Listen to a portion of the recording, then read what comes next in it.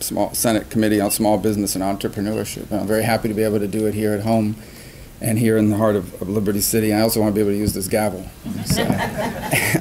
So anyway, it was originally scheduled actually to be last summer when I wasn't the chairman. Unfortunately, we had a tragic situation in Jacksonville that we had to respond to or pay attention to, and so we couldn't do it.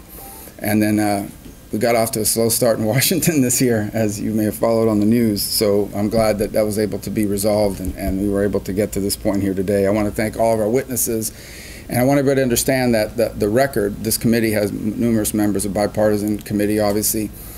The testimony here becomes part of the record, which then becomes part of our work. Members, staff will look at that, and we use it to justify and to point to as the reasons why we need to do certain things in the laws that we're going to be thinking about doing. So my number one priority as the chairman is to pass bipartisan legislation, which in the Senate, if it's not bipartisan, it's very difficult to pass anything. But bipartisan legislation that's going to expand economic opportunity for small businesses and for entrepreneurs who are forced to take on personal risk and sacrifice to compete in the global marketplace. Now, entrepreneurship relies on ingenuity, it relies on innovation, and it also relies on access to capital. If you don't have access to money, you can't start businesses, and that's a huge challenge for small business. And for a small business to be able to compete and to thrive, it has to have access as well to markets. It has to have access to funding. It has to have access to a workforce, to the people that can work there. These are enormous challenges. Big companies can afford all of this, and it's why you have seen growing consolidation of business activity at the expense of small business activity. And I can just tell you that I'm nothing against big businesses, but they are no replacement for small businesses, because small businesses are rooted in the community. They are from the community. They hire people from the community. The leader or the founder, the president of a small business is likelier to be your PTA president, your Chamber of Commerce president involved in your community than some large chain. And so that's why we're so deeply committed to ensuring that we can do everything we can to get small business activity going in this country and focused in the right places. Inherently, when you start a small business, you're growing jobs, you're growing opportunity, and when these are done successfully, then that's when upward mobility becomes possible. The issues of upward mobility in South Florida are obviously, which is close to home for me, and that's both geographic and personal. I was born, raised most of my life, and still reside about, 30 minutes from here at this time of day, maybe, and I don't know how much in tolls, that's another topic, but about 15 minutes or 20 otherwise. And so I'm acutely aware of this community, and everyone identifies this community with shining buildings and beautiful access to the ocean, and all of the fun things there are to do here. All of that is true. What I try to explain to people about South Florida is that within just a few blocks from some of these landmark, internationally recognized buildings and activities are people who are really struggling for a lot of different reasons. And so I hope that we can find a way, not just for the families of Florida, but across the country, to have the ability to build better lives for themselves and for their loved ones. And I truly believe that that begins with dignified work. Work is not just about a paycheck. Work is about the dignity that comes attached with the fact that you get up in the morning and that your efforts are rewarded. And with that, it feeds the spirit and the human soul. And the lack of access to dignified work has the reverse effect. It's corrosive to the individual, ultimately to families, and then to communities. I believe our economic policy should be anchored in, first and foremost, in the creation of dignified work. You can't have it without economic growth. You can't have it without prosperity. But the goal of that prosperity and that growth should always be to provide our people the opportunity to acquire dignified work, and small businesses are an incredible engine for that. And it's reflected in the policies we've pursued. For example, the increase to the child tax credit. We didn't get there all the way, but we got a lot. And this year, millions of American families will have more of their own money. This is their money in their pocket, particularly lower income Americans who are working and whose primary tax liability is the payroll tax. Everybody pays the payroll tax. And more American families are going to have that money left in their pocket, because I don't need to tell people in South Florida raising children is more expensive than it's ever been. There are more costs than ever, and everything costs more. We are also working in a bipartisan way with Congresswoman Wilson on enhancing safety standards at HUD assisted housing. It's great to have facilities that obviously from a physical structure perspective are appropriate, but they also have to be safe. You can't prosper, you can't have upward mobility if you can't sleep at night because you're worried about the gunshots, you're worried about your children even being outside, you're worried about the violence, and the security standards are not in place. And so we really want to continue to press HUD to ensure that both the funding and the requirements are in place so that people living in HUD-assisted housing are living in a safe environment. We also want to sort of deal with the regulations that have an inordinate impact on small business. Big businesses hire these large law firms that help them navigate this stuff and accountants that help them find loopholes. Small businesses are stuck. And so we all agree we have to have regulations that keep us safe and keep it fair. But when those regulations become an onerous cost of being in business, small businesses really struggle because they just can't afford the lobbyists, lawyers, and accountants to figure their way through all this. And that's what we've pushed our agenda here to do. Being here today is an honor. Liberty City has a long and a proud and yet a complicated history. It's something I don't need to tell people here today, but my colleagues need to know, and it needs to be in the record. In recent years, Liberty City has been characterized as a community that suffers from poverty and schools that have struggled and majority single-parent households and declining workforce. However, history tells us this is a community that not that long ago was a thriving community of entrepreneurs with economic opportunity, with strong families. I think those virtues, those values, and those ambitions remain in the heart and in the soul of the people who live here. It was built during the New Deal as one of the first housing projects in the South. It was the home of, as I said, a thriving African-American middle class. And when I-95 was built in the 1960s, the landscape of this community changed, and so did the socioeconomics. And obviously, we've seen what's happened since then. The economic opportunities disappearing and too often being replaced by gangs and drugs and violence. And despite that, the resilient families who still live here and are raising their children and finding a way forward, they're incredible success stories. This is a resilient community. It's made incredible contributions. Individuals who grew up and were raised here have gone on to do extraordinary things. And on behalf of our county, our city, the state of Florida, obviously a recent, maybe some of you have seen the series on Stars on the Warriors, and which is a program we're familiar with because of my own son's participation in youth football. Our record wasn't very good against them, but we still were. But it just highlights the extraordinary success stories that have emerged despite all these challenges from this community. I think it's also the home of the Bulls. Is that right, Dorothy? That's right. All right. How are we, well, I don't want to get into the football rivalry. I saw them up there, and they were up in Orlando this year, and they did very well. But Booker T's coming back. They'll have a good year this year. Okay. Right? You have both of those in your district? That's right. Okay. So I don't want to put you in a tough spot. That's why. But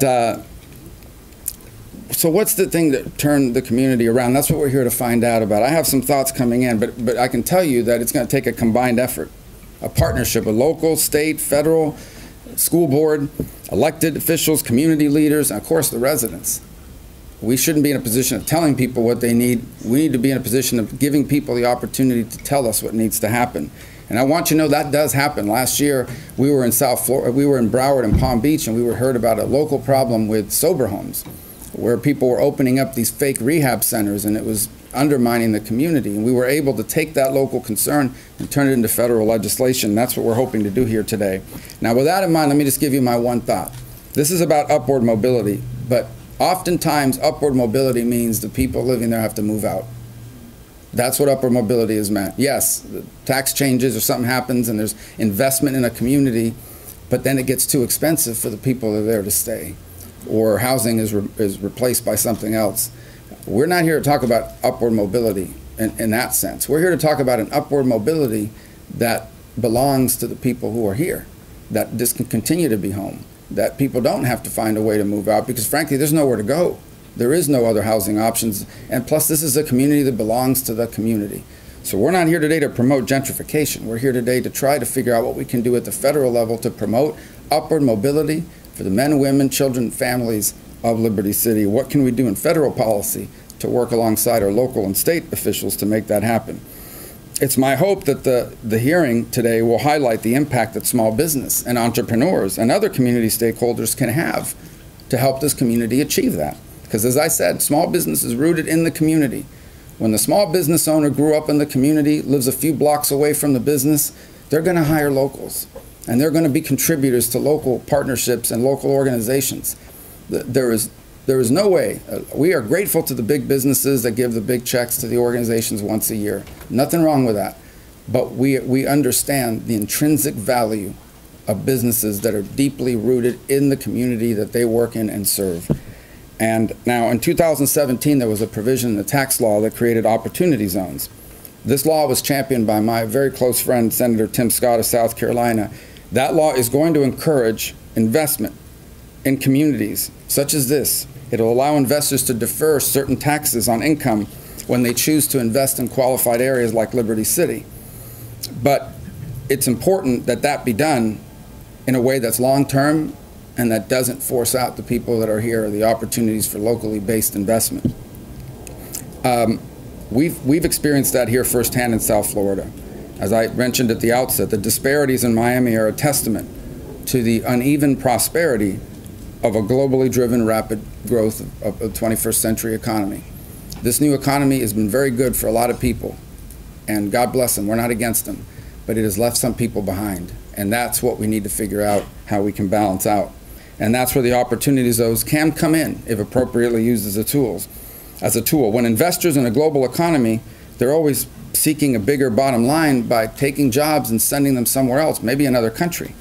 We want to see that happen. Instead of having to send those jobs to another country, being able to bring those jobs to the communities that have been left behind by the 21st century economy. And one of the things that this law does to prevent that from being short-term thinking, like how can I get somewhere and maximize my gains and then move on somewhere else, is you have to hold the investment for at least 10 years. You don't get this benefit unless you are anchored in for at least 10 years. That's not a long time. We want this to be permanent. But if you can anchor someone down to 10 years, they're probably staying, especially as the roots grow deeper.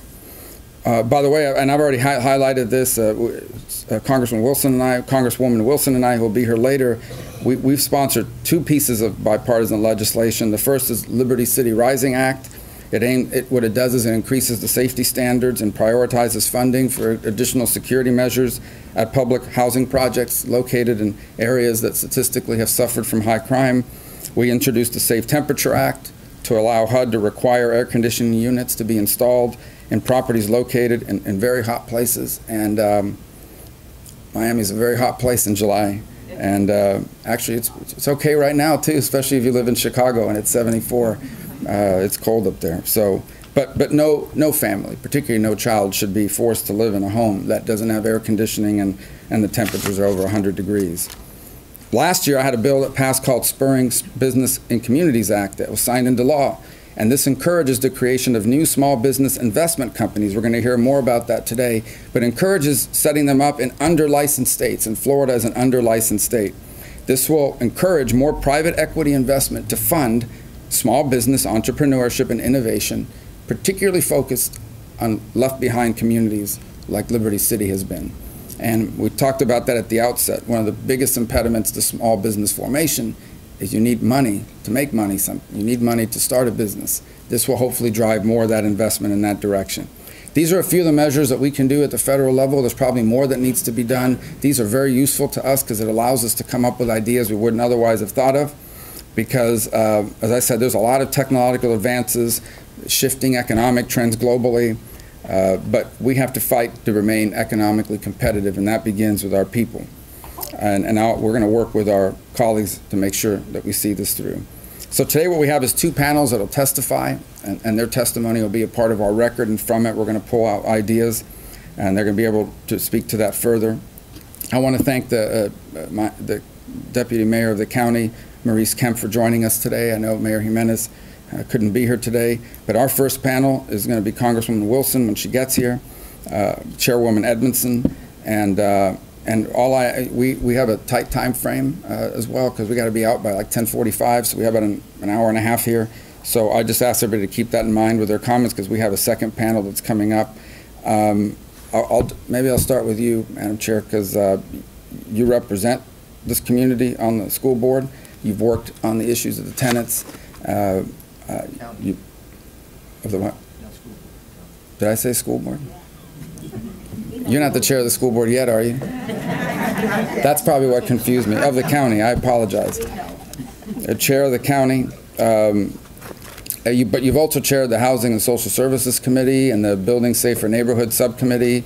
As a member of the Youth Crime Task Force, your activity on Operation Restoration, which is an anti-crime strategy group. Your expertise in youth development runs deep. You've worked here for a long time, and I can't think of a better witness to start off our hearing with, so thank you for being here. And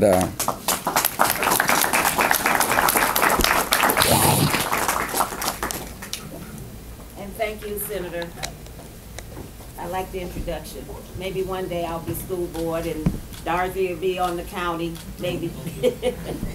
Don't start rumors. Don't start.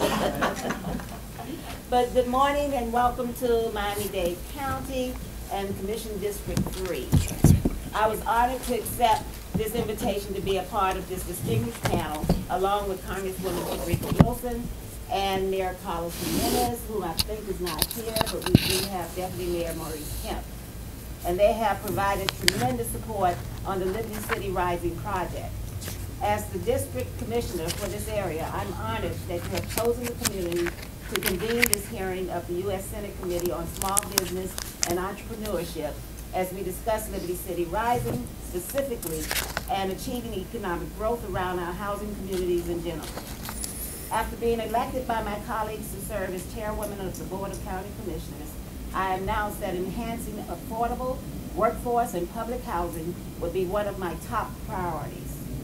The Board of County Commissioners recently received a report that indicated that since 1989, the county has funded 238 affordable housing projects, and that's including public housing.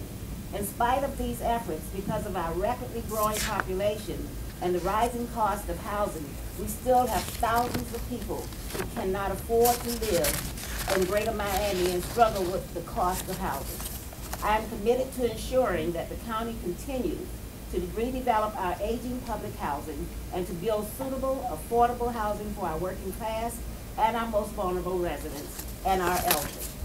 I know that we must explore collaborative ways of working with private entities and developing community partnerships, as well as fostering small business creation and entrepreneurship to achieve upward mobility for distressed communities. So I thank this committee for coming to Miami-Dade County to put a spotlight on this issue. We welcome the federal government's participation and support in our efforts to rebuild our communities from the ground up.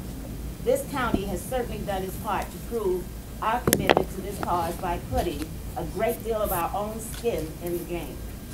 The Liberty City Rising project is one of the fine showcases